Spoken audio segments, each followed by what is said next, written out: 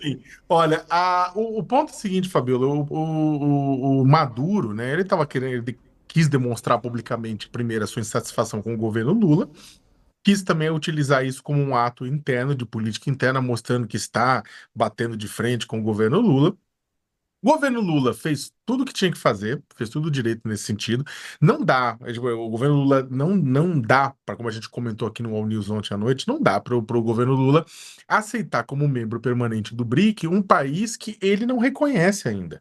A Rússia pode reconhecer, a Índia pode reconhecer, o Irã pode reconhecer. Agora, o Brasil não reconhece a vitória do Maduro, ainda está pendente de reconhecimento. Ele não pode aceitar um país que ele não reconhece.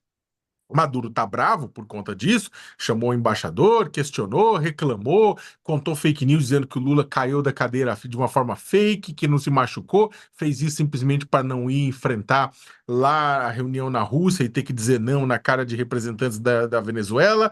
E aí, é claro, não se colocando no seu devido lugar. Lula estava mais preocupado com a eleição municipal brasileira do que com o encontro dos BRICS, com todo respeito, né? E não foi nenhum dos dois. Então, o que acontece? O Maduro quer mostrar insatisfação, só que também ele não vai fazer, ele não vai entrar em guerra. Não vai entrar em guerra, não vai invadir o Brasil, isso não vai acontecer.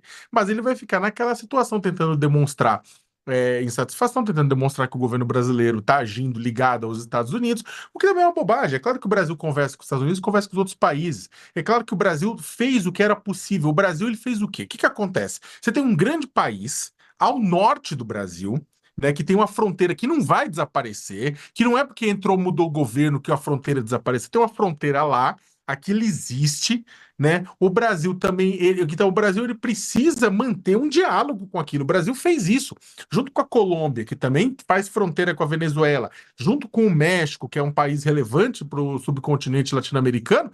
Eles falam assim, vamos conversar para tentar encontrar uma saída. Muita gente criticou, mas qual que era a alternativa?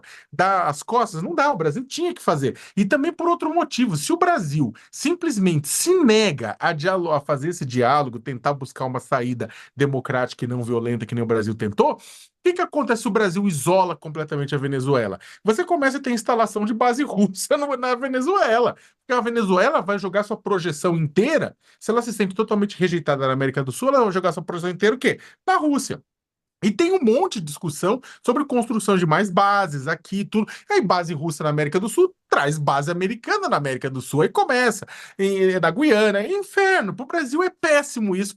Os países da América do Sul são péssimos. Isso traz beligerância e violência aqui para dentro do subcontinente. Então você tem que fazer o diálogo. Só que também o Brasil não é cobaia. O Brasil não é burro. O Brasil não reconhece outro país. Então, meu amigo, passar bem, não vou reconhecer você dos BRICS. E isso é pressão. Isso é pressão. Tem um bando de acelerado brasileiro que quer que o Brasil invada a Venezuela. Gente, vai catar coquinho, tá? Pelo amor de Deus, para de falar bobagem, né? Mas isso é pressão através de economia, isso é pressão através de aceitação ou não em fóruns internacionais relevantes que a Venezuela precisa, inclusive, para melhorar o seu comércio e melhorar a sua economia interna. Então, ô Fabiola, aí o Maduro pede, chama o diplomata, vai fazer biquinho, reclama com o Celso Amorim, reclama com o Lula, mas não vai ter uma escalada, né, disso. Ele vai demonstrar sua insatisfação, pode ser que esfrie as relações, mas também não interessa um corte de relação, esse diálogo vai continuar acontecendo, e Maduro usa bastante isso, só para terminar, para melhorar a sua imagem, falar, olha, somos todo mundo contra nós, contra a nossa revolução. O problema é que, infelizmente, não há uma solução de curto prazo. Maduro deve continuar no poder a partir de janeiro, renovar o seu mandato, né? E infelizmente, você teve até o opositor voou para a Espanha, né? Aquele que, ao que tudo indica, que foi o verdadeiro vencedor das eleições, voou para a Espanha, né? Então, agora a situação é essa, né? Vai ser anos complicados, anos em que você vai ter que manter o diálogo, mas assim como o governo Lula fez no caso dos BRICS, sem chancelar países que não conseguem provar que são democracia. Agora, no horário de Brasília, são 11 horas e 47 minutos. 11 horas e 47 minutos. Ô, Jamil, eu queria te ouvir também a respeito da questão da Venezuela e o que o Itamaraty deve fazer. Olha, Fabiola, rapidamente, em relação a essa crise, ou mais um capítulo dessa crise, eu achei bastante interessante o fato deles terem focado em Celso Amorim, no caso da Venezuela, os ataques ao Celso Amorim e ao Itamaraty. E lembrar de um episódio ainda no governo Bolsonaro, quando o então chanceler da Venezuela disse o seguinte: nós temos plena confiança no Itamaraty. O louco, ou a maluquice toda que está sendo feita em relação à Venezuela é de Bolsonaro, não é do Itamaraty. O Itamaraty é muito profissional, e eu lembro até uma mensagem que o chanceler, então o chanceler venezuelano, disse: pessoal do Itamaraty, a gente sabe como vocês estão resistindo a essa loucura toda.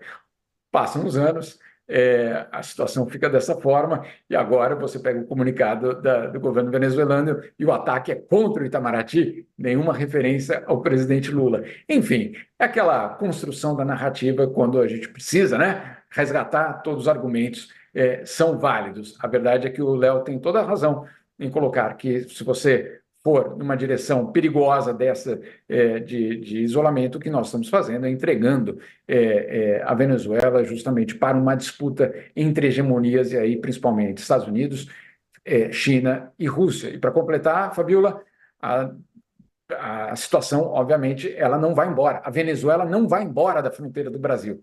A Venezuela será a vizinha do Brasil de forma permanente. Nós vamos ter de lidar, sim, com essa situação. A Rose escreve o seguinte: entre Lula e Maduro, eu torço, sabe pelo quê? Pela briga. Eu quero ver isso tudo no ventilador, tá aqui a Rose dizendo a respeito dos conflitos entre Brasil e Venezuela. Participe do nosso All News, mande sua mensagem aqui para o nosso chat no YouTube. Jamil Chad, agradeço a sua participação. Para quem quiser as colunas completas de Venezuela, de Estados Unidos, dia após dia, cobertura completa das eleições americanas, você acompanha lá na coluna de Jamil Chad, nossa página anual. Um beijo para você, querido. Bom trabalho. Para vocês também. Bom dia a todos. Tchau, tchau. Bom dia, Tchau, tchau. Josias, quer um pitaquinho muito rápido? Agora a gente tá super com essa história de tempo, então, ó, 1 minuto para você comentar a Venezuela. Vai lá. Na prática, Fabiola, nós vimos aqui, comentamos, aliás, a Venezuela virou assunto até na eleição municipal, né? Então, é lamentável que o governo tenha permitido que isso ocorresse, né? E o governo Lula, ele não se posicionou adequadamente em relação à Venezuela. Foi se posicionar agora nos BRICS. Fez muito bem o Brasil em vetar a entrada da Venezuela nos BRICS, né? Agora, há 8 anos, o Pepe Mujica, que é um amigo fraternal do Lula, ex-presidente do Uruguai, ele já tinha dito, né, que o Nicolás Maduro está louco como uma cabra, ele disse. E o Maduro está reagindo com a loucura de uma cabra desgovernada, né? E isto, Fabiola, nos leva a um prejuízo. Do ponto de vista político, é até bom para o Lula. O Lula agora ganhou do Maduro de presente um álibi para se reposicionar. A direita está toda acusando o Lula de ser negligente, leniente com a Venezuela. Interrompeu essa leniência no BRICS e agora tem aí argumentos para se reposicionar, para responder adequadamente à direita em relação à Venezuela. E do ponto de vista financeiro, foi para as calendas a possibilidade de o Brasil receber uma dívida que a Venezuela tem conosco, Fabiola. Não é uma dívida pequena, dívida contraída em mandatos anteriores do PT, que mandou dinheiro para lá para fazer obras lá, construir metrô em Caracas, e hoje essa dívida está em quase 1,7 bilhão de dólares, 1,68 bilhão de dólares.